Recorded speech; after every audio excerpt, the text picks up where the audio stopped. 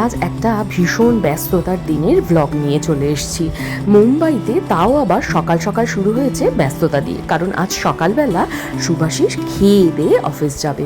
এই অফিসের জন্য খাবার রেডি করার অভ্যাস সত্যি কথা বলতে আমার বহুদিন নেই। স্কুলের জন্য তো করি, কিন্তু অফিসের জন্য করা বহু যুগ হয়ে গেল করা হয় না। তাই সত্যি কথা বলতে এটা আমার কাছে বেশ বড় চ্যালেঞ্জই বলা যায়। যাই হোক, ফুল দমে আমি রান্না করতে লেগেছি। একদিকে ডাল বসিয়ে দিয়েছি লাউ কেটে, আর তার সঙ্গে বাঁধাকপির তরকারি। বাঁধাকপির তরকারি রান্না করতে আমার প্রচুর সময় লাগে, কারণ যতক্ষণ পর্যন্ত না কষিয়ে কষিয়ে রং চেঞ্জ হয়ে যাচ্ছে আর বাঁধাকপির পরিমাণটা একদম একটুখানি হয়ে আসছে, ততক্ষণ বুঝতে হবে আমার বাঁধাকপি রান্না একদমই ভালো হয়নি। যাই হোক, এখানে এসে থেকে দেখছি সবজি কিন্তু বেশ ভালো, সেই জন্য বাঁধাকপি রান্না করে আমি সন্তুষ্ট হয়েছি। আর এখানে লাউ দিয়ে ডাল একদম রেডি। এই মুগ ডাল যখন কাঁচা রান্না করি না, তখন আমি একটু কাঁচা আদা ইউজ করি। এদিকে ভাত আমার অলমোস্ট হয়ে এসছে, আর ঝটপট একটা মাছের ঝাল বানাবো। আজকে ফুল দমে লাঞ্চ খাইয়ে তাকে অফিস পাঠাবো ঠিক করেছি, এই জন্য একটা ঝটপট মাছের ঝাল বানিয়ে নেবো। সবার বাড়িতে মাছের ঝালের নানা রকমের রেসিপি থাকে, ঠিক তেমনও আমাদেরও এরকম একটা ঝালের রেসিপি আছে।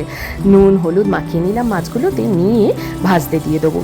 ঝোলের মাছটা না খুব কড়া করে ভেজে রান্না করতে আমার মোটে ভাল লাগে না, সেই জন্য মাছ ভাজা একটু হালকা করেই ভেজে নিই।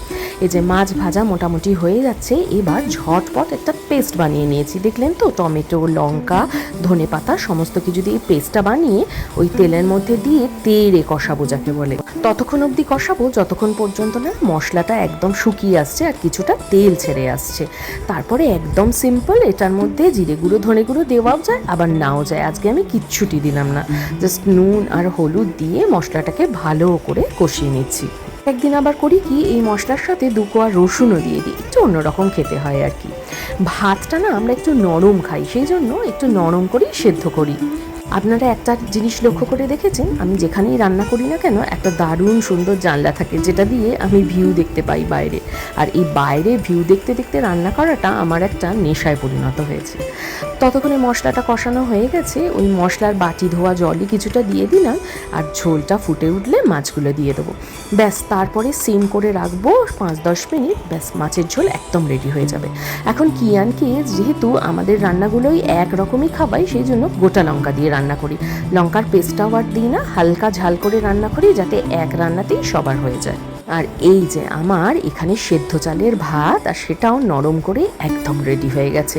তাহলে মনে হচ্ছে পারলাম অফিসের জন্য ভাত টাত রেডি করে ফেলতে টাইমে।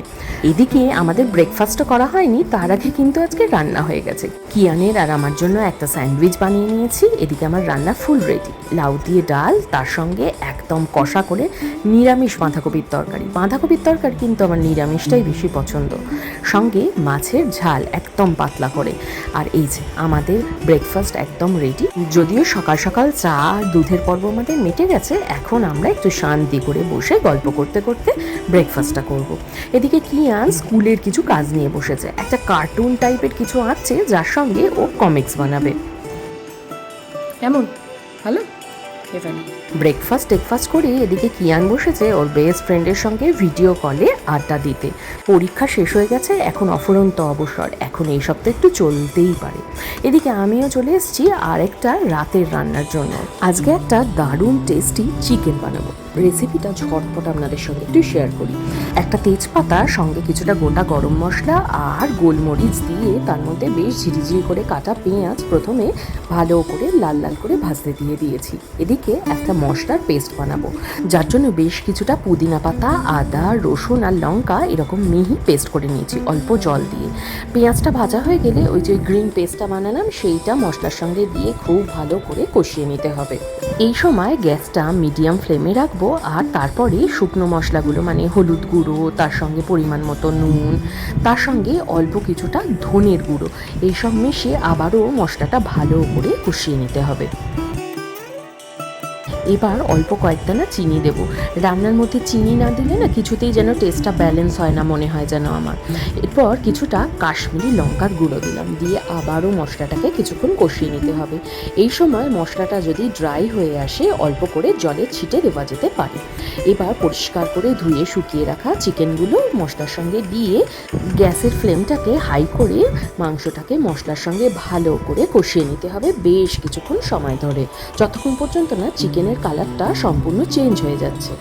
মাংস ম্যারিনেট করে ছাড়া যখন এরকমভাবে রান্না করা হয় না, তখন কিন্তু গ্যাসটাকে অবশ্যই হাই ফ্লেমে রাখতে হয়, নইলে কিন্তু হয়তো মাংস থেকে অনেক জল বেরিয়ে মাংসটা শক্ত হয়ে যায়। যাই হোক, মাংসটা কষাতে থাকুক, ততক্ষণে আমি খাবারটা সার্ভ করে দিই। বলেছিলাম না শুভাশিসকে আজকে ফুল কোর্স মিল খাইয়ে পাঠাবো, সেই জন্য লাউয়ের ডাল, মাছের ঝাল আর তার সঙ্গে বাঁধাকপির তরকারি আর একদম গরম গরম ভাত। বহুদিন অনভ্যাসের কারণে মনের মধ্যে একটু ভয় ভয় থাকেই যে ঠিকঠাক সময় পারবো তো, লেট করে ফেলবো না তো। যাই হোক, মাংসটা আমার কষানো হয়ে গেছে। এবার একদম ভালো করে বিট করে নেওয়া দই 3-4 চামচ এবার অ্যাড করে দিতে হচ্ছে। আজকে দই আর পুদিনা ফ্লেভারের একটা চিকেন বানাচ্ছি। চিকেনটা যে কী অসাধারণ খেতে হয়। এবার দইটা মেশানোর পরে কিন্তু ফ্লেমটা রাখতে হবে একদম লো, দিয়ে আবার বেশ কিছুক্ষণ সময় ধরে কষাতে থাকতে হবে। দই দিলেই না মাংস থেকে খুব সুন্দর করে তেল ওঠে। এই ব্যাপারটা দেখতেও ভালো হয়, আর যত টাইম ধরে কষাবে খেতেও অবভিয়াসলি অনেক ভালো হবে। ঢাকা চাপা দিয়ে বেশ কিছুক্ষণ কষিয়ে নেওয়ার পরে ওই বাটি ধুয়ে অল্প একটু জল দিলাম, আর তার সঙ্গে শাহি গরম মশলা সামান্য, ওপর থেকে ধনেপাতা কুচি কিছুটা ছড়িয়ে দিয়ে আরও কিছুক্ষণ চাপা রেখে নামিয়ে নেবো। ব্যাস একদম রেডি হয়ে যাবে। এদিকে শুভাশিসের খাবার আমি সার্ভ করে দিয়েছি, আর ততক্ষণে একবার বাইরে এসে দাঁড়ালাম। এই কাজের ফাঁকে ফাঁকে মাঝে মাঝে ঘুরতে ঘুরতে বারান্দায় আসা বা জানলা দিয়ে বাইরেটা দেখা, এই আমার একটা অভ্যাস বলতে পারেন।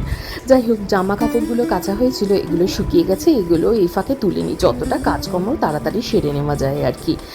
এদিকে শুভাশিসও আজকে খেয়ে দিয়ে একদম রেডি।